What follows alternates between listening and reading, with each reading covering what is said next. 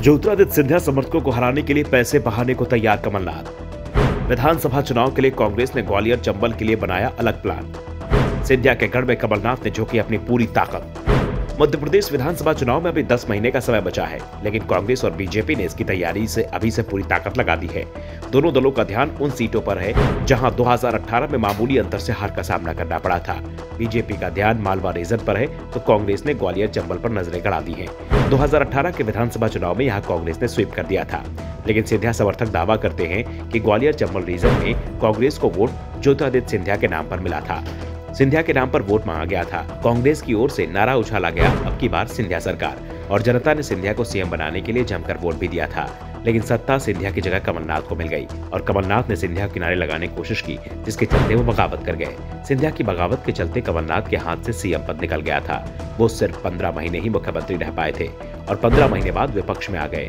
इसलिए कमलनाथ ज्योतिरादित्य सिंधिया से व्यक्तिगत विरोध भी पाले बैठे हैं। कमलनाथ चाहते हैं कि 2023 के विधानसभा चुनाव में ज्योतिरादित्य सिंधिया के सभी समर्थक हार जाएं। इसके लिए उन्होंने अलग से बजट और रणनीति तैयार की है। जिस सीटों से सिंधिया समर्थकों को बीजेपी का टिकट मिलने की उम्मीद है, उन सीटों पर कमलनाथ खुद सर्वे करा रहे हैं। कांग्रेस और बीजेपी दोनों ही दलों में नेताओं को तलाश रहे हैं। कांग्रेस में अगर मजबूत नेता नहीं है तो बीजेपी नेताओं से भी संपर्क साध रहे हैं। दरअसल सिंधिया समर्थक 2018 में चुनाव बीजेपी को हराकर ही जीते थे।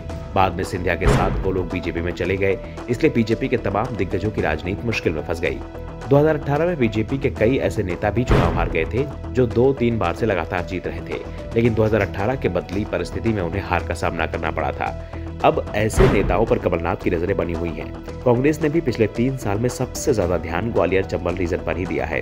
कमलनाथ ने जब विपक्ष के नेता पद से इस्तीफा दिया तो चंबल रीजन के भिंड जिले की लाहार विधानसभा सीट से विधायक डॉक्टर गोविंद सिंह को विपक्ष का नेता बनाया गया। डॉक्टर गोविंद सिंह की छवि सिंधिया विरोधी रही थी।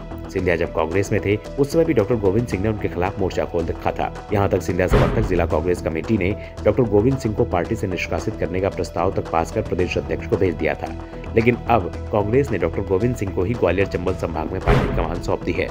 इसका असर निकाय चुनाव में भी दिखाई दिया था, जब कांग्रेस ने ग्वालियर में 57 साल बाद और मुरैना में नगर निगम बनने के बाद पहली बार जीत हासिल की और अब अचानक इस क्षेत्र में कमलनाथ के दौरे बढ़ गए हैं। संकेत साफ है कि कांग्रेस इस बार सिंधिया को किसी भी तरह की राहत देने को तैयार नहीं है और उसका ध्यान सबसे ज्यादा ग्वालियर चंबल रीजन की उन सीटों पर है जहां 2018 में कांग्रेस को जीत मिली और बाद में वो कांग्रेस के विधायक सिंधिया के साथ बीजेपी में चले गए।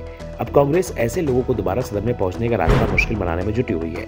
इस बीच कमलनाथ ने भी साफ कर दिया है कि जो विधायक सिंधिया के साथ बीजेपी में गए हैं उन्हें वापस भी नहीं लिया जाएगा और अगर विधायक अपनी गलती स्वीकार करते हैं तो पार्टी उन्हें वापस भी ले लेती है तो उन्हें विधानसभा चुनाव में टिकट नहीं दिया जाएगा।